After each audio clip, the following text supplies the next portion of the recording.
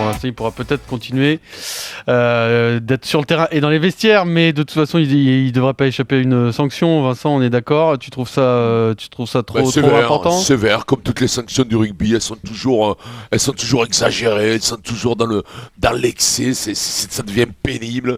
Dans quelle profession on voit les mecs suspendus 13 semaines? Dans quelle boîte? Dans quel univers professionnel? Un mec qui se prend la bouche avec un autre, même si c'est un peu le juge de paix, l'arbitre, et qu'il faut le respecter. On l'empêche pas de travailler, on est d'accord, hein, il est suspendu de terrain. terrain. En fait, tu l'empêches de bosser quand même, tu l'empêches d'intervenir à la mi-temps. Regarde, tout le monde dit à la mi-temps, on sait très bien, Bernard, le rapport qu'il a avec ses joueurs, on sait très bien la proximité, on sait très bien l'enthousiasme débordant qu'il peut avoir.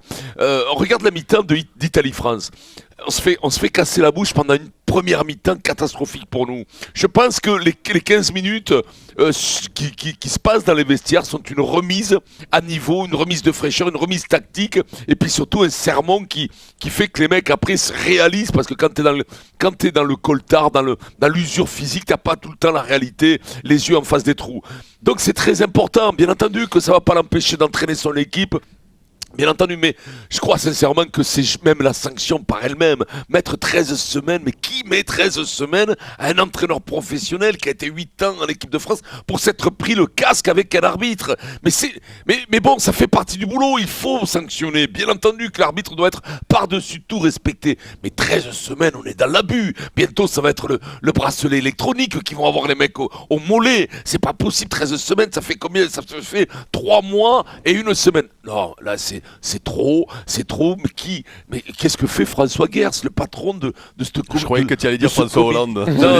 Non, mais tu étais parti tout à l'heure dans le truc, que fait François Hollande? Non, mais Gers, Laurent Cabane, qui est un ancien joueur, qu'est-ce qu'il vient faire au milieu de cette commission de discipline? Il doit protéger un mec comme Bernard Laporte, quand même. Il doit pas protéger un mec comme Bernard Laporte, il doit juger en son âme et conscience. Mais bon, quand même, on n'est pas non plus au tribunal des mineurs, on n'est pas au tribunal. Les mecs dans la vie civile, ils prennent 4 fois moins. Le mec, il se pourrit. Tu vois, tous les jours, des mecs qui pourrissent des flics, des machines, tout ça, les mecs qui prennent rien. Au rugby, on met des 60 semaines, on met des 50 semaines. Oui, mais c'est la justice. On parle de la justice. C'est pas pour autant que c'est bien, Pierrot, mais c'est la justice des hommes envers les autres, envers d'autres hommes. Donc à partir de là, on est dans le sport. Bien entendu que c'est pas la vie classique, mais quand même, 13 semaines, Pierrot. Si on se prend le bec je sais pas moi, tu te prends le bec avec le chef Pesanti, t'es suspendu 13 semaines.